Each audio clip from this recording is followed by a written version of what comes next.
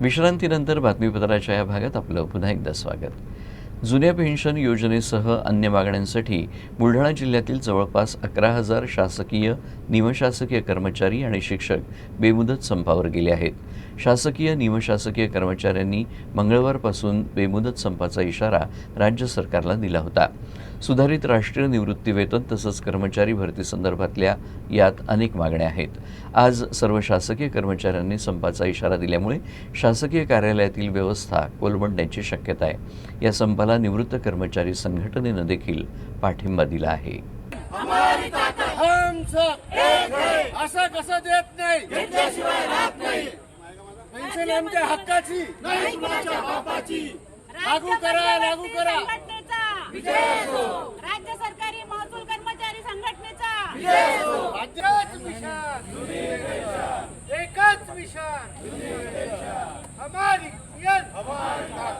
राज्य सरकारी कर्मचारी मध्यवर्ती संघटना महाराष्ट्र राज्य यांनी केलेल्या आवाहनानुसार आज दिनांक 21 एप्रिल 2026 पासून राज्यातील सर्व शासकीय, निमशासकीय, शिक्षक, शिक्षकेतर कर्मचारी आजपासून संपात सहभागी झालेले आहेत। शासनाकडे गेली 2 वर्षापासून आम्ही वेळोवेळी आमच्या मागण्यांकडे शासनाचं लक्ष वेधण्यासाठी धरणे आंदोलन, बेटा सत्याग्रह, मध्यान्ह कालावधीत निदर्शने करणे अशा विविध प्रकारच्या आंदोलनाच्या अनुषंगाने आम्ही शासनाचं लक्ष आमच्या मागण्यांकडे वेधण्यासाठी प्रयत्न केलेले आहेत। परंतु या मायबाप सरकारला गेल्या 2 वर्षात आमच्या मागण्यांकडे लक्ष देण्यासाठी थोडासा वेळ मिळालेला नाही। शेवटी नाईलाज असतो आणि कर्मचाऱ्यांच्या तीव्र भावना लक्षात घेता आम्ही आजपासून संपावर जात आहेत। याची नोटीस आम्ही 17 मार्चलाच शासनाला दिलेली आहे।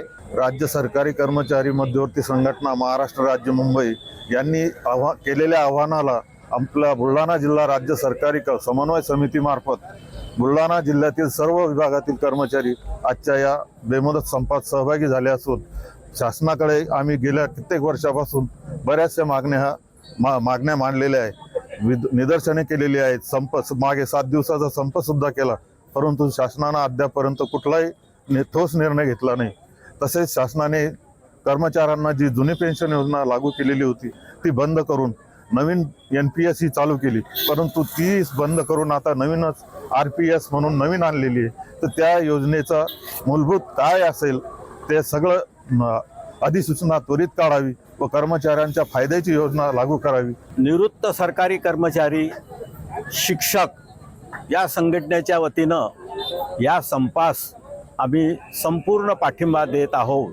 कारण शासन सरकारी कर्मचारी, त्यातही विशेषतः निवृत्त सरकारी कर्मचारी यांच्याकडे दुर्लक्ष करीत आहे।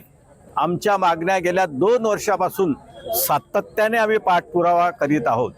निवृत्तीनंतर जर त्याचं वय 70 झालं तर त्याला 20% वाढवून द्यावे, 80 झाले पुन्हा 20% वाढवून द्यावे, तद्वतच रेल्वे आणि STच्या सवलती मिळाव्या यासाठी गेल्या 2 वर्षापासून आम्ही पाठिंबा देत आहोत, पाठपुरावा करत आहोत। आज जो संप होऊ घातलेला आहे तो नाईलाजाने आम्ही या सर्व संपकऱ्यांच्या पाठीशी उभा आहो। कारण शासनात अतिशय दुर्लक्ष आमच्याकडे होत आहे, त्यांचं लक्ष वेधावं, आमच्या मागण्या त्यांनी पूर्ण कराव्या यासाठी या संपाला निवृत्त सरकारी कर्मचारी संघटनेकडून 100% पाठिंबा आम्ही जाहीर करीत आहोत।